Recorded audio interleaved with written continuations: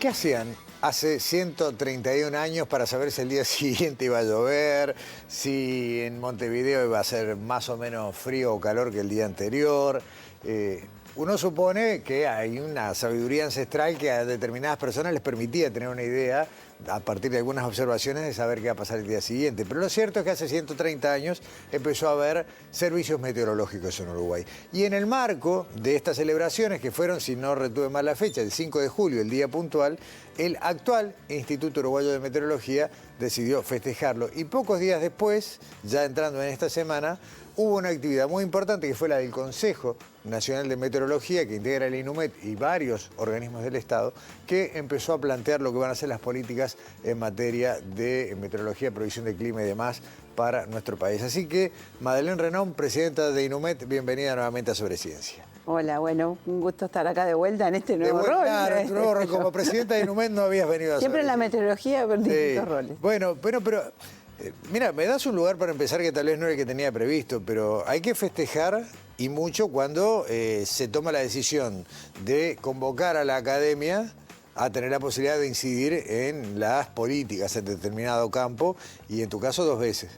Sí, creo que es importante, no solo en la meteorología, sino como vos mencionás, en todos los campos, porque uno en su trayectoria vas conociendo y entendiendo todo el enredado nacional e internacional, que tenés que estar siempre en contacto para poder desarrollar eso, o sea, y una gestión de ciencia, digamos, a nivel público. Ni más ni menos. Ahora, a ver, INUMET como tal existe desde 2013. Previo al 2013 era la Dirección Nacional de Meteorología, que si bien para los ciudadanos comunes era más o menos lo mismo, porque era donde íbamos a ver los pronósticos, lo cierto es que INUMET desde su existencia tiene un rol mucho más visible, mucho más orientado a ocupar un lugar que si no, lo ocupan empresas que no sabemos ni quiénes son, ¿no? Es muy habitual ver a gente que habla de pronósticos en los medios, citar los medios pronósticos generados en otros países. Sin embargo, INUMET se gana un lugarcito. Hubo un trabajo ahí.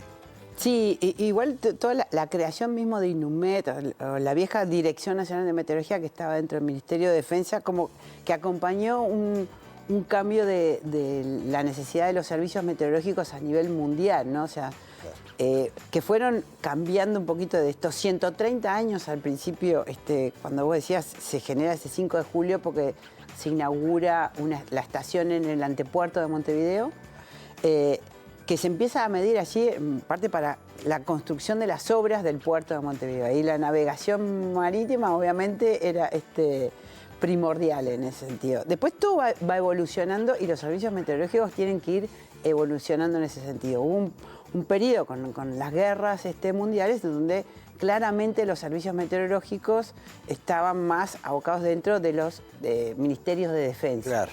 Asociados a defensa, tanto para la parte aeronáutica o la parte naval, etc. Después, cerca de los años 70 más o menos, en donde los sectores productivos empiezan a tener otro peso, se empieza a hablar también del cambio climático, etcétera, donde la sociedad y los sectores productivos digamos, hacen una demanda y hacen que de alguna forma esos servicios meteorológicos salgan de los ministerios de defensa para estar en algunos lugares, Ministerio de Ganadería o Ministerios de Energía. Y bueno, y más recientemente en algunos países dentro de lo que son los ministerios de ciencia y tecnología, porque al mismo tiempo la ciencia y la tecnología iba avanzando muchísimo. Si bien la ciencia de la atmósfera se le considera una ciencia, digamos, chica, muy chica, porque todo estalla más o menos en los años 70 a través de las imágenes satelitales y la parte de desarrollo computacional, ¿no? Entonces ahí se ve otra visión. Me quedé pensando, dijiste una ciencia considerada chica, pero tiene que saber nada más que qué es lo que pasa en los mares y en los cielos. Claro, joven, muy joven con respecto a las ciencias duras, básicas, como ser la matemática o la física. Pero realmente ustedes tienen que interpretar los fenómenos de las grandes masas de agua, los fenómenos de las grandes masas atmosféricas, más a veces también la Tierra y demás para... Cambios de uso de la Tierra, cómo van evolucionando, cómo el hombre también maneja, ¿no? Eso es un poco lo que es el cambio climático, el efecto antropogénico sobre ese sistema climático.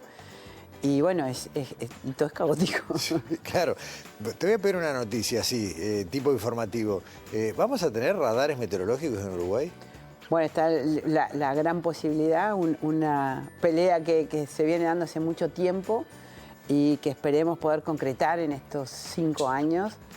Por lo menos el comienzo, ¿no? Va a ser la radiación total del país, pero sí comenzar por lo menos con 2 para poder instalar y empezar a ubicarlos y cubrir la zona sur y suroeste. Digamos, no cubre todo el litoral, pero las tormentas convectivas más intensas ingresan desde Artigas, todo por el litoral y se mueven de oeste a este, pero sí comenzar a detectarlos y a generar productos a través de eso y conocimiento que es interdisciplinario también, ¿no? Hubo hace 2 o 3 años una licitación que parecía que era por fin la compra de los famosos 2 radares, sin embargo se volvió a caer. Esa licitación ya se murió, por decirlo rápido. No, la primera vez, más allá que se venía hablando de los radares, no solo por parte de Inumet, sino hay muchas instituciones del Estado que necesitan esa información. Se venía hablando hace mucho tiempo. Recién en el 2019, bueno, antes de terminar el periodo en Inumet, era que se había adjudicado esa licitación para un radar banda S en el norte del país. Bueno, después vino el cambio de gobierno, esa licitación quedó de alguna forma trunca, cayó, y en el 2023 la administración anterior hizo un llamado, una licitación para la adquisición de 2 radares banda C, que es otra tecnología, o de hasta 3, y adjudicó 2. Pero no firmó contrato antes, o sea que está en esa etapa que está adjudicada, pero no firma de contrato. Bien, ¿podemos llegar a ver que ese proceso se complete o van a ir por otro camino?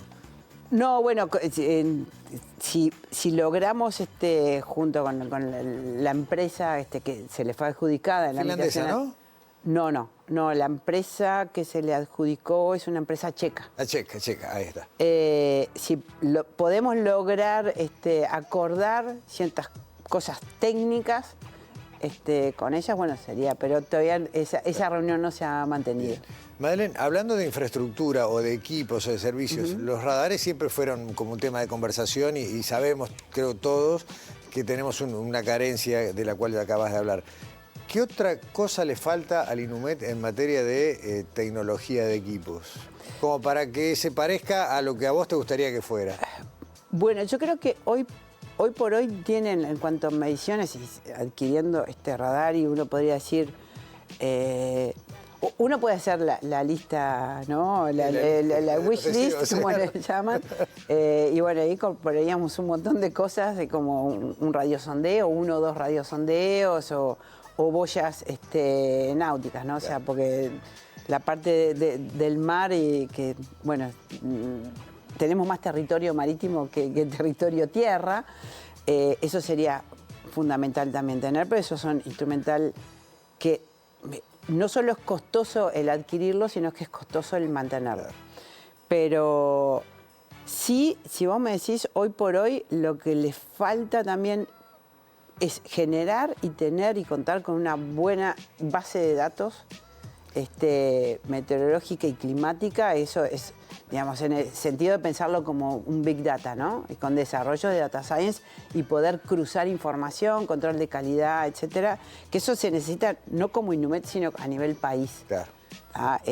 Esa información guardada tiene muchísimo potencial, muchísimo impacto a nivel productivo y económico, ¿no? Porque ahí guardás hasta la trazabilidad de muchos productos que se exportan agro, que están condicionados de alguna forma de cómo fueron las condiciones ambientales de ese cultivo en ese momento. Entonces, porque a nosotros en la ciudad nos preocupa decir, bueno, si lloverá mañana, a lo sumo cómo va a estar la semana que viene que tengo una fiesta, pero al sector productivo le importa esa previsión de corto, medio y largo plazo. Eso, hacia el futuro, claro. Pero que también tenés que conocer la historia, claro, para ver cómo te preparás, para ver al sector productivo. Bueno, en esta otra situación que fue parecida desde el punto de vista climático, qué pasó, cuál fue la productividad, que esas son otras variables que manejan otros sectores, pero que es fundamental que ellos cuenten con esa información confiable para poder proyectar y generar políticas públicas, minimizar impactos frente a las distintas situaciones que pueden volver a ocurrir. Claro, porque además de todo eso, y bien lo dijiste al pasar, pero que la ciencia del clima tiene que lidiar con el concepto de caos regularmente, además de ese concepto de caos tenemos las distorsiones que va generando el cambio climático, y no solo hay que prepararse, sino que en la medida de lo posible tratar de saber qué va a pasar. Sí, pero lo que pasa es que muchas veces para mejorar ese qué va a pasar, tenés que entender qué fue lo que pasó. Claro. Aún en un contexto de cambio. ¿Aún en un contexto de cambio? Aún en un contexto de cambio. Sí, sí, claro. Comprender toda la... O sea, hoy por hoy, que bueno, se está hablando un poquito de la sequía, con todo el tema, bueno, de Proyecto Neptuno, y si viene una sequía, y si es igual a la del 2023, que es una sequía fue muy fuerte y fue la última, pero fue muy excepcional. Entonces, si uno pronostica o hace una tendencia a futuro de si va a venir una sequía, ¿qué pasa en la población? En mucho sector productivo dicen, es igual a la anterior, que no tiene por qué. Claro. Entonces, tenemos que comprender bien, explicar bien de por qué fue excepcional la del 22-23, que no fue solo un fenómeno de la niña, y que si ahora viene una niña... Puede haber un déficit de precipitación, pero eso no quiere decir que sequía ahora es no tengo agua potable. Claro, o sea, claro. hay un largo... Claro, a ver, hubo otras sequías... Niñas y niños tenemos regularmente. Regularmente. Sin embargo, no son los únicos elementos. Y no siempre todas las niñas, porque tuvimos muchos déficits de precipitación y otros eventos niña antes del 23 que no generaron el impacto. Entonces, no todas las niñas son iguales ni todos los niños son iguales. Y de todos modos, y ya con esto, cerca de despedirte, me animo a decir, y corregime si esto digo algo fuera de lógica, mal que bien la niña y los otros fenómenos relativos están más o menos investigados, pero recientemente empiezan las investigaciones que hablan del nodo anular que rodea la Antártida, de otro fenómeno que, por lo que aprendí, está girando en la línea ecuatorial cada cierta cantidad de días, y que esa triangulación tiene que ver con lo que va a pasar, ¿no? Bueno, que fue un poco lo que pasó en el 22-23, vos tenías el escenario de la niña, recordemos que el 2020 y el 21 también había niña, pero no fue tan intenso como... Claro. Pero ahí empezaron a jugar esos otros modos, el modo anular del sur, que vos decís, la Madden Julian, que es ecuatorial, la Madden Julian, no me salía. Y después el dipolo del Índico, que también... y en el verano también en la zona de convergencia del Atlántico Sur. Son... Que tienen una variabilidad, una frecuencia en distintas escalas temporales, pero empiezan a resonar entre sí. Diría un astrólogo, se alinearon los astros. Bueno, sí, para el 22-23 sí, claramente se alinearon los astros. Madeleine, te quiero dar un presente de Ística Objetos, que lo dejo acá para que vean. Bueno. Esto tiene que ver con los 5 años de Sobreciencia. Muchas gracias, y qué los bueno. objetos exclusivos que nos preparó Ística para quienes nos visitan en estudio. Bueno, muchas gracias, estamos a las órdenes cuando ustedes Como quieran. si fuéramos instituciones vecinas. Ahí está. Gracias, Madeleine, nos vemos en la próxima. Nos vemos. Cerramos Sobreciencia y volvemos acá a TV Ciudad la semana que viene.